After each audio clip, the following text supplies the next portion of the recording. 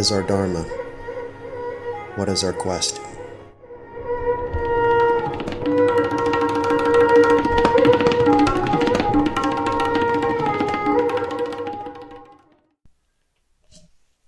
Welcome to Dharma Nights. This is Matt, your host. Today, I thought I would share kind of a conversation that I had over the weekend with a few friends, where I was sort of voicing some ideas that had occurred to me off the top of my head at the time. I spend a lot of time teaching Hindu philosophy and yoga philosophy, and I do this as someone who was born in the West. That's not necessarily an earth-shattering thing per se, especially given that, ever since the 1960s, there had been a huge burst in interest in these kinds of ideas and philosophies, and a lot of that coincided with, psychedelics, explosion, free love movement, all the hippie stuff. The further west you went on the American continent, the more a lot of alternative lifestyle experimentation seemed to have been exploding in popularity. So people seem to have at least been cursorily introduced to some of these ideas. The further they get away from whatever, sheltered nucleus of their own hometown mentality they have, or like if they've never gone to college or stuff like that. And I don't say any of that stuff in a mean-spirited way. I'm just saying, you go around this planet long enough, you poke around at some ideas long enough, and especially in like a digital world where everything is connected, you do all that stuff long enough, you're going to get exposed to a lot of these ideas. Every library that I can think of probably has a copy of the Bhagavad Gita, as well as like Hindu mythology. This stuff is around. But in a lot of the conversations, it dawns on me that people don't really understand why there would be an interest in this kind of stuff. Particularly if you are not coming from one of those specifically American flavors of like connection to these kinds of ideas that I mentioned before. Like if you're not, I hate to phrase it this way, but if you're not super into drugs, if you're not like specifically a real dedicated yogi and like that's how you got introduced to this stuff, if you're not already connected to some kind of weird alternative lifestyle thing, a lot of people might not really understand what the use or appeal of any of this stuff is. But if we take stock just for a second, especially when we're talking about the Bhagavad Gita, and like when it was originally introduced to readers in the West, whether in America or Europe, once it was translated into English and a few of the other European languages, even with the translation problems that they had, and there were many, people could not get enough of this stuff. They were just awed at the profound ideas contained. And a large part of the attraction was how portable the ideas were, even in terms of like a cultural background where there may have been some pre-existing set of beliefs which are very often exclusive to others. So not to put too fine a point on it, but like if we're talking about, a largely Christian Europe with a slight dash of Islamic touch, very often those sets of ideas very deliberately exclude others.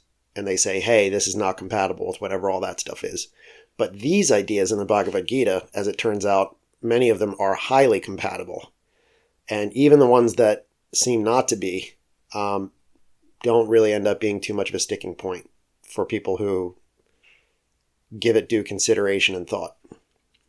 So, very famously, there was a lot of American transcendentalist poets who fell in love with it.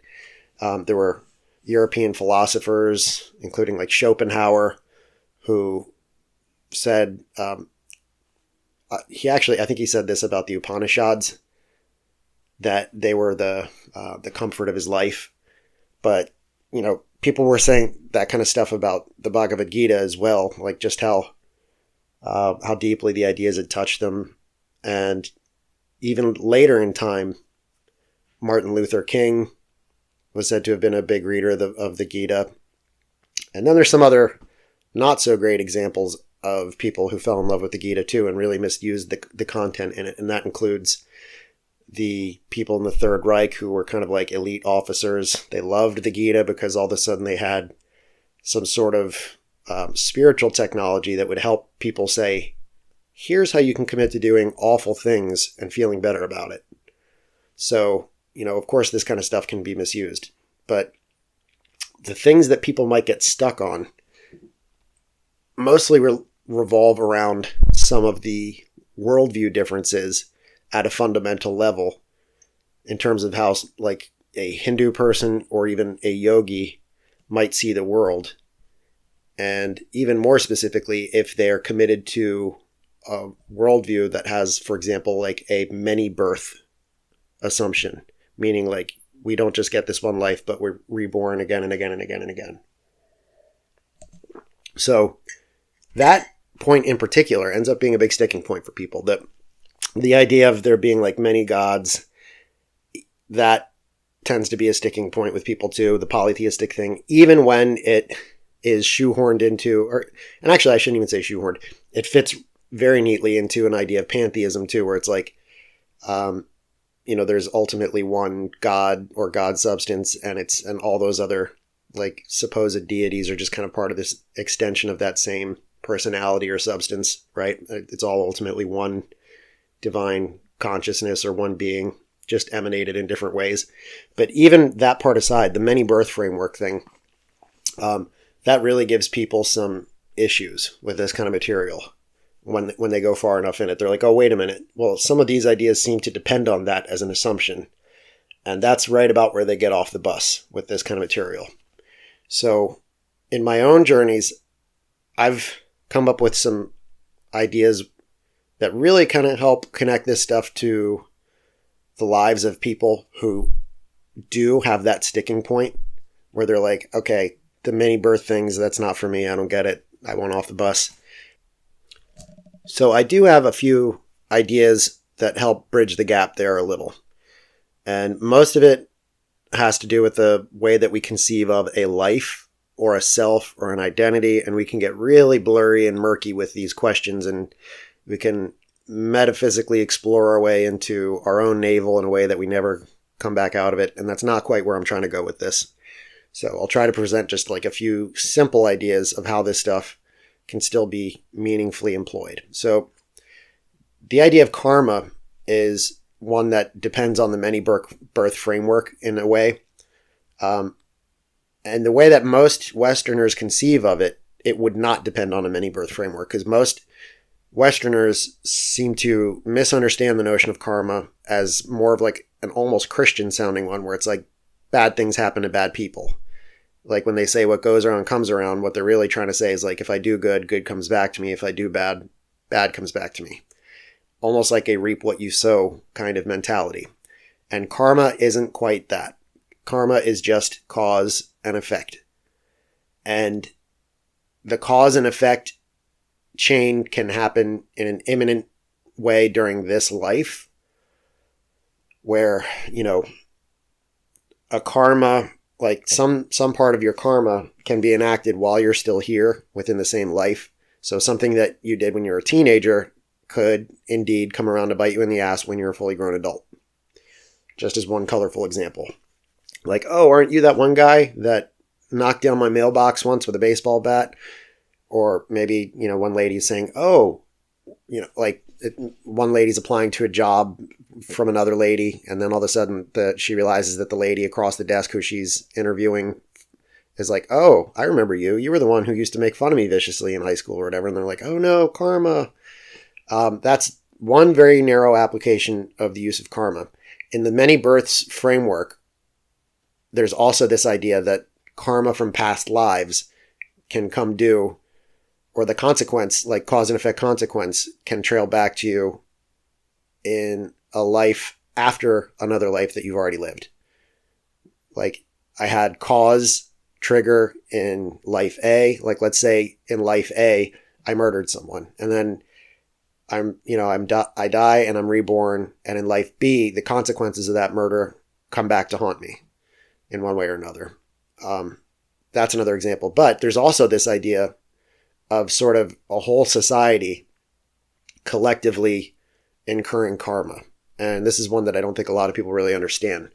So the colorful example that I use when I talk about this is one that can be very easily politicized, and it's because it's a provocative example. And it's not that I'm trying to be political, but it just so happens like the application of this idea will always be distinctly political because that's the entire idea. Because there's notions of like society having collective debts and responsibilities and these sorts of things. And those are always going to be kind of politicized topics. But the colorful example that I use for that is to say that in many ways, America is still mired in the karmic comeuppance in a way that we might still not be out of for a very long time, all the way back from when we had slaves on the continent. Right, we are still in the karmic cause and effect of slavery very much, way into the present day, and that's again that can be a very politically touchy explanation because some people take exception with that, and some people like to pretend like that's not true. But like, no matter what side of the political aisle you are on, it should be obvious. Yes, there is still very much cause and effect from that. We can disagree about like what the exact cause and effect is, but we absolutely cannot deny that there is still very much a cause and effect ripple that we as a society are still paying for. So those are some of the ideas of karma and how they play out when we assume such a thing as a many birth framework. But again, so many of us are in the back saying, well, I don't believe in many birth framework. That's all gobbledygook to me. So what use does all this stuff actually have for me? One of the first explanations I have is that it's entirely possible to lead many lives within one life. So what do I mean by that? Many of us, life is just a very like twisting kind of journey with lots of plot pivots. If you've met a particularly interesting person who is in like their third or fourth decade of life and they're like, oh yeah, at this part of my life, I was a professional athlete. And then later, after that, I was like a firefighter. And then after that, I was a teacher. And then after that, and they just like, they seem to have this like endless sort of highlight reel of incredibly interesting things that they did. And they were so interesting that it's easy to say like, wow, that person seems to have lived several lives in one lifetime, right? And for me, that's not just like a poetic observation. That is a profound and imminent and accurate one. The kind of person that you become when you are in all those drastically different situations, each of which require different tools of capability, each of which require different intelligences, each of which require different relationships, many of which might even be in completely different times and places, like especially if you're moving from one place to another and you completely dislodge your old identity from your new identity in a lot of fundamental ways. Suddenly we have a situation where someone is living many lifetimes within one. And it's not exactly like they get to be a baby again, or that they get to be an old person who then has to go through the cycle of being a baby. But in many other ways in miniature, that are quite meaningful, there is something that's similar. Like if I'm new at a completely different kind of career, I have like a vocational infancy until I'm actually competent, where I'm dependent on everyone around me. My ability to be self-sufficient in certain ways will only take me so far. I'm ultimately still dependent on others for job training or for being like properly aimed into the priorities and the workflow and all that other kind of stuff. That's just one example. And, people approach that situation very differently. Like some people who are very competent just at the art of changing their identity, like they've gone through the expert or that process so many times that they become an expert at it, and they have like a much quicker learning curve than other people. And I get that, but not everyone is exactly on the ball in the same way there. So that's just one example. Another example of how we can conceptualize there being many lives within one is the way, and this one could be a whole podcast in and of itself, and it probably should be, but we end up playing out stories. right?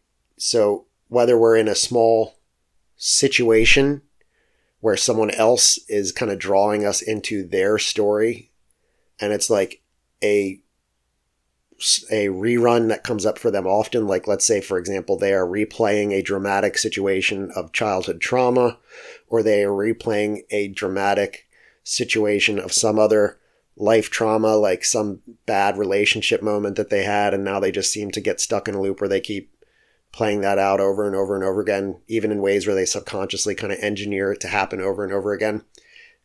As I'm saying this example, there are going to be some of you who have been introduced to this concept either in therapy or in your own educational travels or whatever, and you're going to be saying, yep, I know exactly what you're talking about. And there are many others who are hearing this and have no idea what I'm talking about. But for those who are in the latter camp, let me be the one to induct you into this way of thinking where at any given time there are people who are trying to draw you into their narrative, and they are trying to assign you a role to play. And it might not even be conscious, right? They might need you to be the villain of their story. They might need you to be the hero of their story. They might be trying to impose a role on you, in some cases very energetically and passionately, and in some cases very quietly, but also like kind of venomously, or very quietly, but with like a note of desperation or something. But one way or another, other people will be they have a handful of scripts of stories that they play out in their life, and that's how they're like kind of capable of parsing their experience of the world. And when they see you, they have a little moment of audition where they have a handful of parts, and when they meet you, they're like, this one would be perfect for this part. And they're going to try their absolute damnedest to get you to play that part. And here's yet another revelation for those hearing this. You know, as you're hearing this, you're like, yeah, man, that's really crappy that other people do that. But the plot twist is, so do you. You do it too. 100% I guarantee you do it. So let me also be the first one to introduce you to that idea if no one has before. You impose these roles on other people too. You make people into your saviors. You make people into your villains. You make people into your nemesis when you feel like you need a competitive drive to your motivation. You give people roles that you need them to have. You 100% do it. And with this in mind, we play out many stories in our lifetime. And some of these stories and narratives take a little longer to play out than others. And here's the real kicker. You could argue that most of these stories are ones that we didn't even write. They are stories that came from somewhere else, from somebody else's mind or from many other people's minds. Maybe our culture designed a handful of these archetypical scripts. But one way or another, we show up as an actor who then plays the role of a story that we didn't even write. And if that doesn't sound a little like reincarnation to me, I don't know what does. So we have all these disembodied stories which seem to have a life of their own and seem to propagate and reproduce all on their own. And then somehow or another, we end up auditioning for them and getting that part. And these stories, some of them live, just as one colorful example, I like to share this one for a very different reason when I teach yoga, philosophy, and history. Alexander the Great used to sleep with a copy of the Iliad. And the books looked very different then. They weren't bound in the same way. It was like kind of rolled up. But he used to sleep with a copy of the Iliad under his bed. And many people who were close to him basically said like, oh yes, he's out there trying to be Achilles, right? Like he was trying to be like a great conquering hero.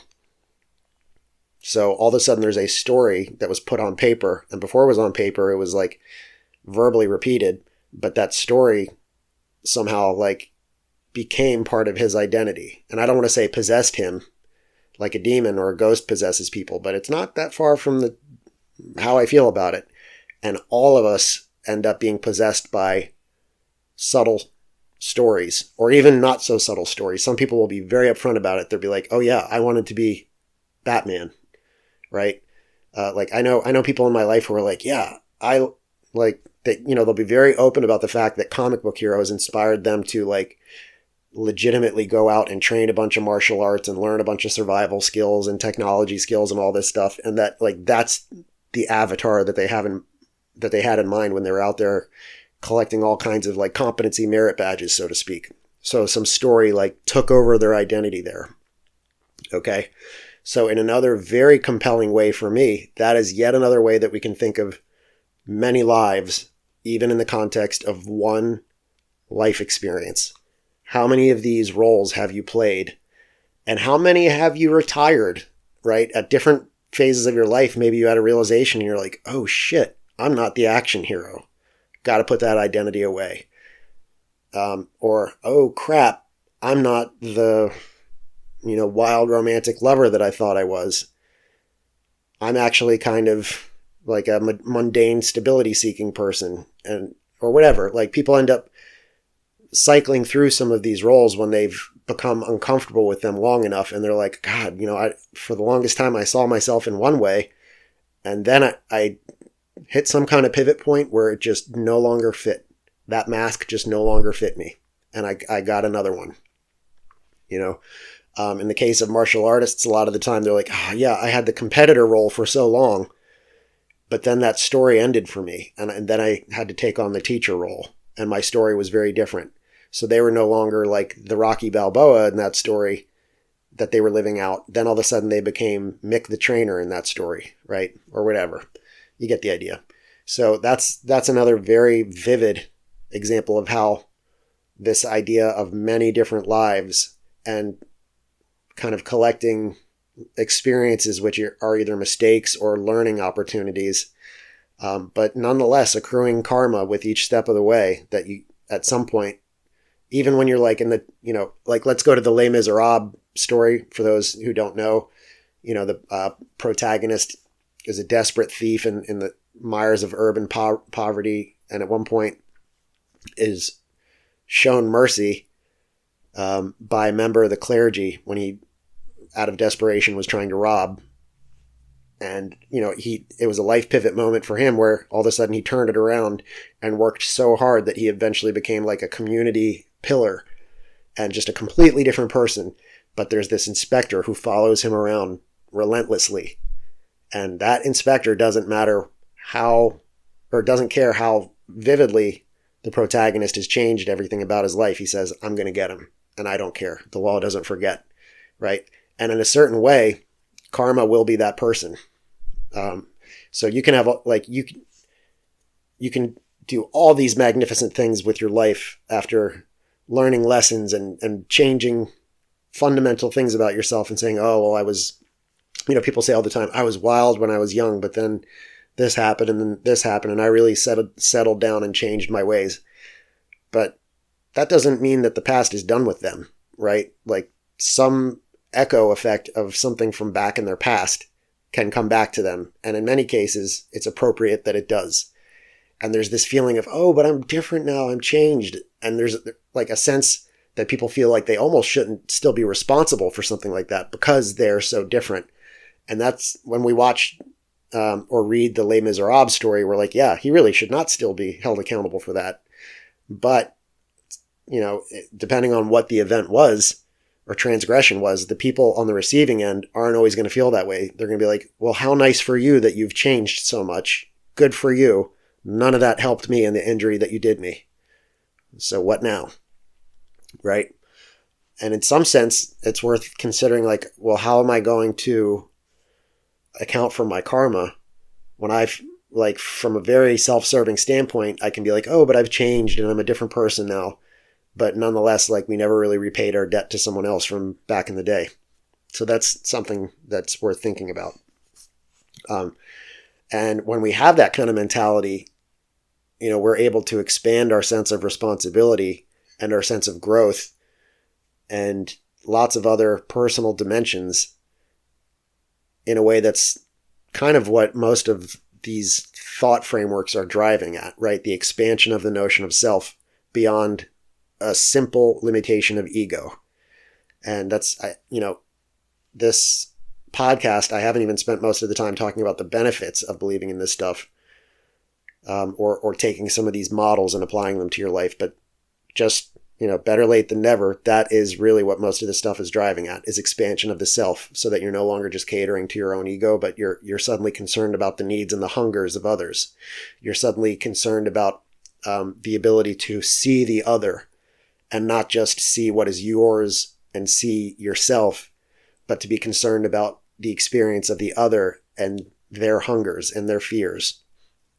And that is one of the crucial parts about consciousness expansion. It's not just going deep within to see the shared Atman, although that's lovely. It's not just this perfectly isolated moment of 8 limbs of yoga samadhi, right? Where you're like touching on the divine source deep within and outside of all distractions. But there's also like the actual yoga where you join your concerns with those of the others, and through relationships, so on and so forth, there's an expansion of the self. So anyway, one other example of this many life and many stories within life kind of thing that is vivid for me is, and this is going to be a completely different example to share, but there's such a thing as epigenetic trauma, some of which will span from generations, right? And I talked about people replaying stories earlier, and that can be also a transgenerational thing, including in situations of abuse, right? Like abusers will, in a sense, kind of stamp their story onto the recipient of their own victims, and then the victims kind of continue that cycle unless it's interrupted. Like in one way or another, those abuse behaviors manifest, which is a very grim thought for a lot of people, but it's also kind of a call to responsibility to say, hey, if you've been hurt, like you really kind of have to engage in a process that heals those hurts, right? And none of that necessarily touched on anything genetic or epigenetic, but even on a purely genetic level, you're carrying forward identities in many crucial senses, like, genetic inheritances, imprints of the environment on genetics from generation to generation. And again, it's another colorful example, but I'll share it. The slavery example is very vivid in terms of people's genetics being stamped by that experience, and it, like, the genetics still being kind of like affected by that generation after generation after generation, where if those conditions hadn't been a historical reality, the genetic expressions would have been very different, right?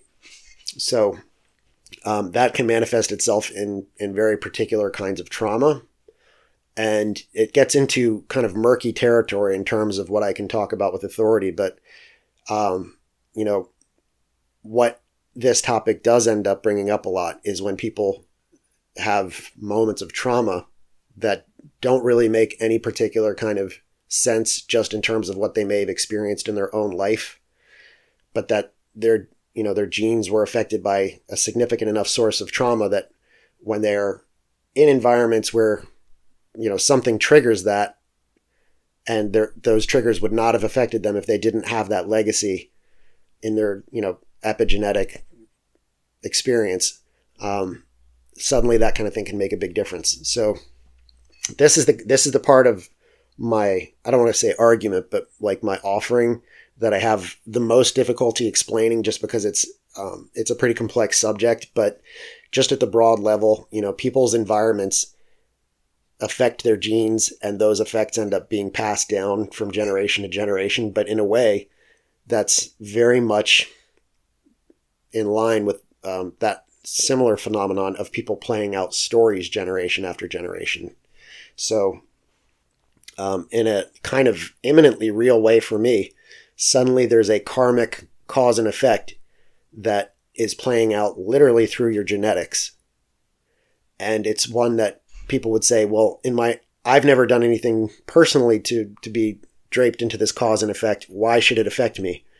But it's literally stamped into their genes, and it's whether or not they want it to have anything to do with them, suddenly it is. So when we include all of these different kinds of phenomenons that I've mentioned, and we broaden our scope of our identity and the way we conceive of our quote unquote lives, we can suddenly see that one life can be a rich tapestry filled with many different masks and stories and identities. And our notion of self begins as kind of a narrow one, but when we widen it with those other considerations, the way that we interact with the world in terms of being mindful of our cause and effect suddenly makes a big difference. The way that we conceive of the other, and the way that we conceive of communities and hunger, and even the boundaries that separate what I consider me from the boundaries of what I would consider to be another distinct human being, and like the boundaries between my experience and their experience. From some of these Hindu and yogic viewpoints, suddenly a lot more of those things make more sense when it's not just from a viewpoint, whether culturally, religiously, or whatever else, that says, no, you are just this one atomized individual having this one teeny tiny experience, and that's all you get. And there's just this narrow set of rules and considerations that you have to subscribe to, and whatever doesn't fit in those check boxes, screw it. It doesn't matter. It's none of your business. But when we take a broad enough look at the world, we can see that as a place, it is just suffering and bleeding from everybody having that mindset, that atomized mindset. Suddenly communities are weaker. Suddenly, like, everybody's just kind of off to pay for their own butcher's bill, and they don't give a crap about other people's problems. And when everybody has that mentality, the entire world suffers. So I didn't spend that much time going into the benefits of why it would make sense aside from just these broad points I just mentioned. And I might expand that in another podcast later, but at the very least, I wanted to share this insight that I had about why these ideas suddenly can make more sense, even from a Western perspective, where we do not assume the metaphysical reality of quote unquote many births or the doctrine of reincarnation or any of that other stuff. The short version is to say, even within this one lifetime, oh my gosh, don't we appear to have many different tickets to many different rides? And even in the sense that we reproduce and like we create new generations of people that seem to be pretty similar to us in a lot of ways, suddenly it seems to matter there, like what we're karmically passing down and what we are not. And,